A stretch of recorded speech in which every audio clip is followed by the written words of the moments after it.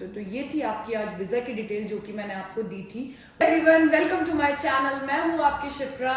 Watch करने से पहले वीडियो को प्लीज मेरे चैनल को सब्सक्राइब कीजिए। आप लोग सच में मुझे बहुत प्यार दे रहे हैं। मैंने सोचा भी नहीं था कि मैं व्लॉगिंग शुरू करूंगी, उससे पहले ही मेरी जो वीडियोस हैं वो लोगों तक रीच करेंगी और लोग वीडियोस देख के कमेंट्स भी करेंगे। मुझे बहुत अच्छा लगता है जब आप क्वेश्चंस पूछते हैं कमेंट में और मैं जब आंसर देती हूँ और उससे आप लोग सेटिस्फाई होते हैं, मुझे बहुत अच्छा लगता है। कुछ कमेंट्स पिछली वीडियो में मैंने देखे ऐसे जिसमें मुझे ऐसा लगता है कि मेरी जो यूट्यूब की फैमिली है उन्हें कुछ कंफ्यूजन है, उन्हें कुछ आंसर्स और चाहिए कि हम अमेरिका कैसे आएं। तो इसी चीज़ के ऊपर आज मैंने वीडियो बनाई है जिसमें मैं आपको बताऊंगी कि कौन कौन से ऐसे वीज़ा हैं जिसे आप अप्लाई करके यूएस आ सकते हैं। देखिए, अमेरिका अगर आपको आना है, सबका अपना ड्रीम होता है। जब इंडिया में हम लोग रहते हैं हमें लगता है कि यार अमेरिका कैसा होगा, जाना चाहिए, एक बार एक्सपोजर तो जरूर लेना चाहिए। So definitely you will get exposure if you will come here, because यहाँ पे अच्छी जॉब्स हैं, पैसा अच्छा है, जैसा कि पिछली वीडियो में बताया था। अब मैं आपको ये बताती हूँ कि जो वीज़ा है आपके वो कुछ इस तरीके के वीज़ा हैं जैसे कि B1 और B2। B1 B2 जो वीज़ा होते हैं ये टूरिस्ट के वीज़ा होते हैं, इसके साथ साथ बिजनेस का भी वीज़ा लगता है। B1 जो होता है आपका वीज़ा वो बिजनेस का होता है वीज़ा, जो 6 मंथ्स के टेंटेटिव डेट के लिए फिक्स है कि 6 मंथ्स के लिए ही आप आ सकते हैं और अपना बिजनेस से रिलेटेड वर्क करेंगे, जाएंगे वापस इंडिया, फिर दोबारा आप आ सकते हैं 6 मंथ्स के लिए। तो इस तरीके से B1 आपका काम करता है। तो बिजनेस वीज़ा के लिए आपके पास पैसा भी होना चाहिए, फाइनेंशियली आप स्ट्रांग होने चाहिए। यहाँ पे आके आपको बिजनेस पे वर्क भी करना है और अगर कुछ पैसा आपको लगाना है अपने बिजनेस के लिए तो उसके लिए भी आप फाइनेंशियली स्ट्रांग होने चाहिए। अब आती है बात B2 की। B2 जो वीज़ा आपका होता है ये आपके पेरेंट्स के लिए होता है और ट्रैवल के लिए होता है। अगर आप यहाँ पे ऑलरेडी रह रहे हैं तो आपके पेरेंट्स आपके आ सकते हैं B2 वीज़ा पे, जिसमें आपके पेरेंट्स को आप घुमाओगे और आपके जो भी ट्रैवल के जो भी लोग आना चाहते हैं B2 पे वो लोग ट्रैवल के थ्रू, इसी ट्रैवल और टूरिस्ट के वीज़ा के थ्रू B2 के थ्रू आ सकते हैं अप्लाई करके। तो ये भी आपका 6 मंथ्स के लिए होता है। अगर आप इंडिया से आते हो तो आप 6 महीने तक यहाँ पे रह सकते हो, पर 6 महीने के बाद आपका वीज़ा जो है वो एक्सपायर्ड हो जाता है तो आपको दोबारा इंडिया जाना पड़ेगा। उसके बाद कुछ टाइम पीरियड आप रह के फिर दोबारा आप 6 मंथ्स के लिए ट्रैवल बाकी की जो जगह आप नहीं कर पाए हो वो आप कर सकते हो। B2 वीज़ा में आपको कोई स्पॉन्सर करता है वीज़ा। अगर कोई फैमिली का मेंबर आपका इंडिया में रह रहा है, इंडिया से यूएस में रह रहा है, तो वो आपको स्पॉन्सर करेगा। और अगर आप खुद आ रहे हो ट्रैवल टूरिस्ट के थ्रू तो आप फिर आओगे यहाँ पे और अपना खुद का एक्सपेंडिचर मतलब लाइक एक्सपेंसेस लगाओगे और आप घूमोगे। अब आता है आपका सेकेंड वीज़ा F1 और M1। F1 जो वीज़ा होता है वो स्टूडेंट्स के लिए होता है। तो स्टूडेंट्स जो होते हैं आपके इंडिया में वो चाहते हैं कि भाई हम MS कर लें या फिर कोई भी ऐसी क्वालिफिकेशन एजुकेशन यूएस में ले लें, तो वो F1 के थ्रू यहाँ पे यूएस में आ सकते हैं। इसका जो ड्यूरेशन होता है वो आपका एकेडमिक एजुकेशन का जो भी ड्यूरेशन होगा वो ड्यूरेशन होता है आपका, उसमें आप आके यहाँ पे रह सकते हो।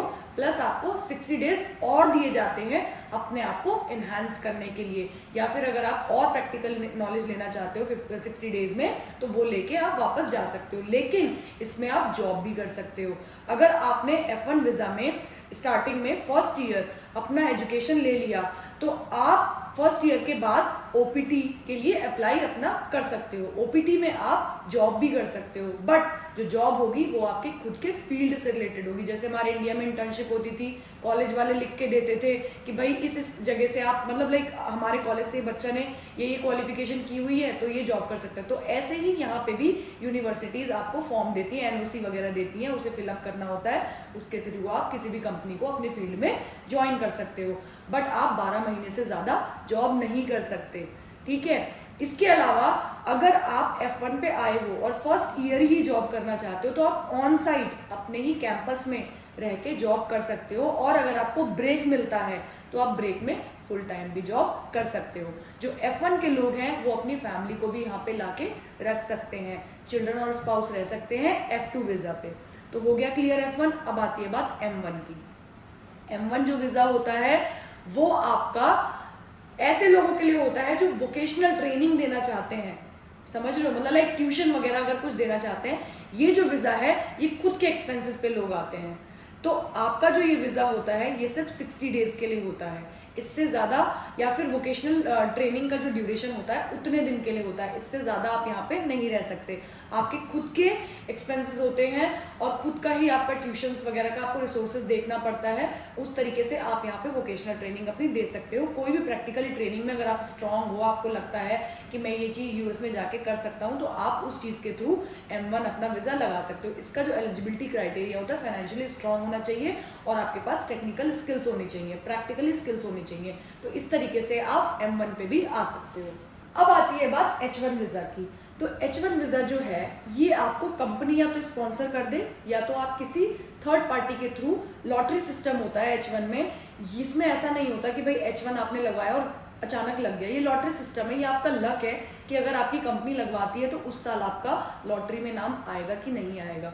तो आप अपनी कंपनी के थ्रू भी, स्पॉन्सर के थ्रू आ सकते हैं, या फिर आप किसी थर्ड पार्टी से बोल के अपना H1 में नाम डलवा सकते हैं। बट क्या होता है कि H1 में जब आप आते हो तो आपकी जॉब ऑलरेडी लगी हुई होती है, राइट? मतलब जो कंपनी आपको स्पॉन्सर कर रही है, जो वेंडर या फिर जो भी थर्ड पार्टी कंपनी आपको स्पॉन्सर कर रही है, वो आपको जॉब भी देगी। तो इसमें क्या होता है, जब आपने अपना H1 लॉटरी सिस्टम में नाम दिया, तो आपका अगर लॉटरी में नाम पिक हो गया H1 का, तो आप यहाँ पे आओगे, यहाँ पे कोई भी आपका क्लाइंट होगा जहाँ पे आप जॉब करोगे। तो क्या होता है, कंपनी आपकी इंडिया की होगी, क्लाइंट आपका यहाँ पे होगा और आप यहाँ पे उस कंपनी के लिए काम कर रहे होंगे।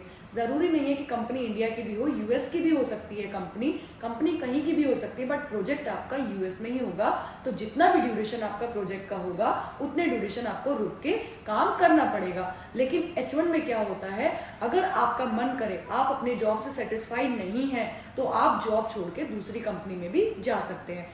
एक बार आपको कंपनी ने अगर H1 स्पॉन्सर कर दिया और अगर आप यहाँ पे आ गए, तो आप यहाँ पे जॉब उस प्रोजेक्ट पे कर सकते हैं, और नहीं अच्छा लगे तो जॉब ढूंढ के आप स्विच भी कर सकते हैं। उसे कहते हैं H1 ट्रांसफर। H1 ट्रांसफर में क्या होता है कि जो कंपनी आपको जॉब दे रही है वो ही आपकी कंपनी से आपको खरीद लेगी। तो लाइक वो H1 ट्रांसफर आपका लगवाएगी और सारा प्रोसेस, जो भी पैसा लगेगा H1 ट्रांसफर में, वो सारी चीजें वो आपकी दूसरी कंपनी बियर करेगी। तो ये था आपका H1। इसके साथ साथ आपकी फैमिली भी आ सकती है H4 पे, आपके बच्चे भी आ सकते हैं H4 पे, और इसमें एक्सटेंशन भी लगता रहता है। H4 वाले जो होते हैं वो वर्क नहीं कर सकते। तो H4 वाले वर्क कब कर सकते हैं? सबसे पहले आपका I-140 लगता है, उससे पहले पॉम का प्रोसेस होता है, ठीक है? I-140 के पॉम का प्रोसेस, पॉम के बाद I-140 का प्रोसेस, उसके बाद आपका EAD लगता है। तो ये प्रोसेस है H4 EAD का, जो कि काफी टाइम बाद ही लग सकता है। तो ये बात है आपकी H1 की। बात करते हैं L1 वीजा की। तो L1 वीजा जो होता है वो आपकी इंडिया की कंपनी ही स्पॉन्सर करेगी। अगर उन्हें लगता है कि हमारे एम्प्लॉय को जाना चाहिए, लाइक हमारे पास कोई ऐसी रिक्वायरमेंट है जो यूएस जाके ही काम कर सकता है, राइट? तो हमें अपने एम्प्लॉय को भेजना पड़ेगा, तो वो उस केस में L1 वीजा स्पॉन्सर करते हैं और साथ के साथ L2 वीजा भी स्पॉन्सर करते हैं। L1 वीजा जो होता है आपका 5 इयर्स के लिए होता है। तो इस वीजा में आप 5 इयर्स के लिए जाओगे, उस प्रोजेक्ट की रिक्वायरमेंट को फुलफिल करके इंडिया आ जाओगे। लेकिन आप यूएस में जाके, यूएस में रह के जॉब करने के अलावा आप स्विच नहीं कर सकते हो H1 की तरह। आप मल्टीपल कंपनीज में नहीं जा सकते हो। लेकिन यहाँ पे क्या है कि सेम कंपनी में आपको काम करना पड़ेगा। एक एडवांटेज L1 के साथ होता है कि जो L2 आपका जो है स्पाउस जो है, वो आपका डे 1 से ही वर्क कर सकता है। अगर उसके पास टेक्नोलॉजी की एक्सपीरियंस है तो वो उस बेस पे जॉब कर सकता है, और अगर टेक्नोलॉजी एक्सपीरियंस नहीं है तो वो किसी अदर फील्ड में भी जॉब कर सकता है। तो यहाँ पे एडवांटेज ये होता है कि H1 में आपको स्पाउस जो है वो आपका वर्क नहीं कर सकता, L2 में आपका वर्क कर सकता है। और एक एडवांटेज और है कि अगर आपका जो किड है, जो बच्चा है, चाइल्ड जो है, अगर वो 18+ है तो वो भी जॉब कर सकता है। तो इसमें ये सबसे ज्यादा एडवांटेज है कि आपका स्पाउस इसमें L2 जो वीजा है वो वर्क कर सकता है। अब बात आती है J1 वीजा की। तो J1 वीजा भी आपका एक ऐसा वीजा होता है जो नॉन इमिग्रेंट है, जिसमें आप कुछ टाइम के लिए जाते हो या फिर कुछ सेवरल ईयर्स के लिए भी जा सकते हो। इसमें क्या होता है, इवेंट्स होते हैं या प्रोग्राम्स होते हैं, कल्चरल प्रोग्राम्स होते हैं, या आपके स्टडी से रिलेटेड कुछ ऐसे प्रोग्राम्स होते हैं, उनके लिए आप जाते हो और उसको अटेंड करने के लिए भी जाते हो। एग्जाम्पल मैं आपको देती हूँ, जैसे कि किसी ने PhD कर ली, PhD करने के बाद वो कुछ इंटरनेशनल की अंडरस्टैंडिंग्स को समझना चाहता है, तो वो कुछ ऐसे इवेंट्स ज्वाइन करना चाहता है, तो वो जा सकता है, उस सेशन को लेके वापस भी आ सकता है। इसका जो एलिजिबिलिटी क्राइटेरिया होता है वो ये होता है कि आपका खुद का हेल्थ इंश्योरेंस होना चाहिए और आपके पास कुछ अच्छा फंड भी होना चाहिए और रिटर्निंग का भी उसमें पता होना चाहिए कि आप कब वापस आ रहे हो। तो ये होता है आपका J1।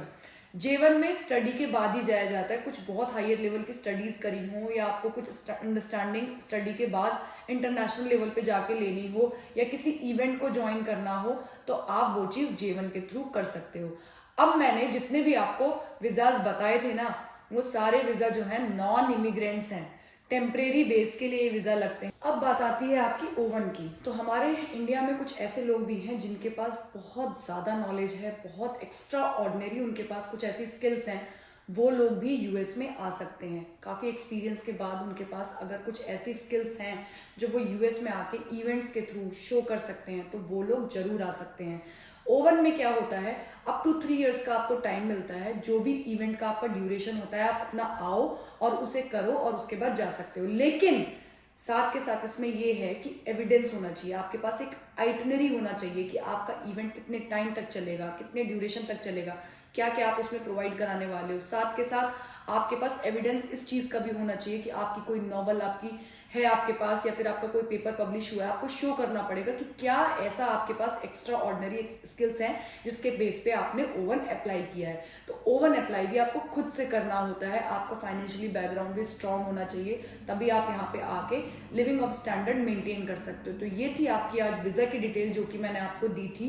होप आप लोगों को इन्फॉर्मेशन मिली होगी बहुत अच्छी तरीके से। जितनी भी मेरे पास नॉलेज थी वो मैंने आज आपको दे दी। अगर आपको और एक्सप्लेन वे में चाहिए तो आप कमेंट बॉक्स में प्लीज मुझे बताइए कि आपको इस वीजा के बारे में डिटेल में चाहिए, तो मैं वीडियो में आपको बताऊंगी, क्योंकि टेक्स्ट करके आपको बताना बहुत मुश्किल हो जाएगा, आपको समझाना। तो वीडियो के थ्रू मेरी वीडियो आप तक पहुंचेगी तो आप देख पाओगे। थैंक यू सो मच इतना ज्यादा प्यार देने के लिए। Please thank you so much support करने के लिए। सब्सक्राइब करिए, लाइक करिए मेरे चैनल को और खूब सारा लव कीजिए। Bye bye.